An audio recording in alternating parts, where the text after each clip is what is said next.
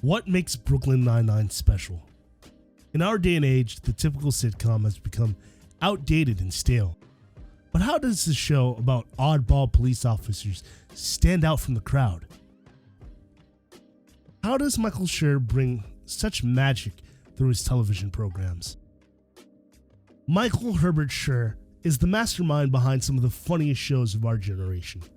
His portfolio spans from the likes of The Office, Parks and Rec, The Good Place, and my personal favorite, Brooklyn Nine-Nine. The man has a knack for taking perfect strangers with diametrically opposing views and turning them into well-oiled family units. The best thing about the Nine-Nine is how they seamlessly balance the gritty and sometimes mundane life of being a police officer in the 21st century and portray it through the lens of comedy. With an all-star cast with the likes of Andy Samberg, Stephanie Beatrice, Terry Crews, and the original OG, Andrew Brower, who, fun fact for all my nerds, played Darkseid once. Roger that, wet blanket. No, from now on, call me Velvet Thunder. Okay. I gave my word I would not come for the girl. Your death, however, is long overdue, Superman. The guest stars that they invite to play in this world are just as amazing, with the likes of Craig Robinson, Nick Cannon, and Pete Davidson, just to name a few. The episodes can be shot in dramatic lighting and fancy camera angles, but they know when to let tension ride and when to cut it with a breath of comedy. Tell me why Ain't nothing but a mistake. now number 5. I never wanna hear you say I want it that way. oh, chills, literal chills. It was number 5. Number 5 killed my brother. Oh my god, I forgot about that part. Michael definitely knows how to throw together a cast, and I do believe that nobody is better than the 9-9 cast.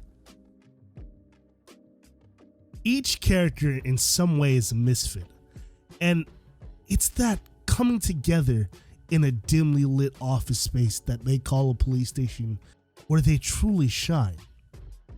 You have Detective Jacob Peralta, the main character, and the diehard movie fan who comes from a broken home, and on the surface, he may seem like a stereotypical goofball, but Jake always tries to do the right thing, and he always has to learn from time to time when to be brought down a peg or two, but it makes him a better human being.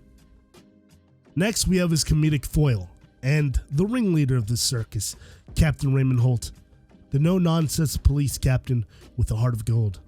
He's the guy you wish was your dad or your really cool uncle. There's something just so magical about the way he speaks. And it could be due to his delivery, being as he is the only person that takes it seriously in a cast full of circus clowns.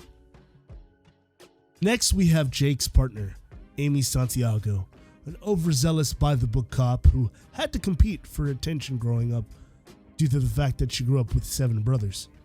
She tends to be the one to bring Jake back down to earth, and slowly but surely, they bring out the best in each other. Then we have Jake's best friend and the office punching bag, Charles Boyle. He's loyal and honestly a very good-natured man. And there's no other person I would trust in the 9-9 with culinary skills like Charles.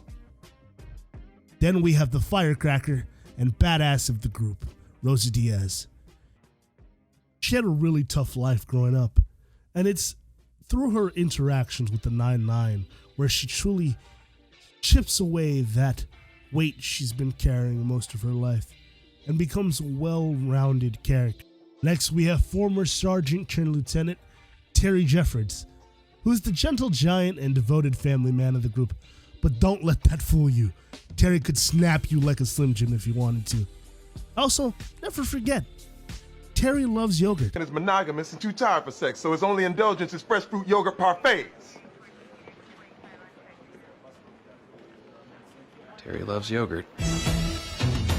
Gina Linetti is Captain Holt's personal assistant and Jake's childhood best friend. She doesn't really like doing her job and mainly focuses on social media and dancing, but due to her intelligence, Captain Holt pushes her to do more with her life, and we see how her skills attribute to the rest of the cast. Finally, we have the senior detectives, Hitchcock and Scully. They're more of ancillary characters, but when they do show up, it's often food related. Cher does a good job at making you feel at home with these people, making them more than just characters on the screen, but people you could really honestly feel like you know in real life. The show never shies away from tackling real world issues and does a good job at representation, with an openly gay police captain and a bisexual detective. I know you're upset, but this is the right thing to do. You're this close to the city council position, and that's just the beginning. It would be a shame to jeopardize that. Look, I get that the guys at our precinct wouldn't profile me, but it still happened. Only one precinct over. Which is why you need to keep pushing forward in your career so that you can change the system. Terry, you're a great cop. You could become a chief or higher. How long will it take to make change that way? Maldak is on the street now. Especially during the later seasons when they tackle issues like excessive force and racial profiling. Brooklyn Nine-Nine will always have a place in my heart as a good pick-me-up show. And now, in its final season, it's almost sad to see it go. But I will always be grateful for the time that we had with these amazing human beings. Nine! And we are going to nail it. 9-9! Yeah!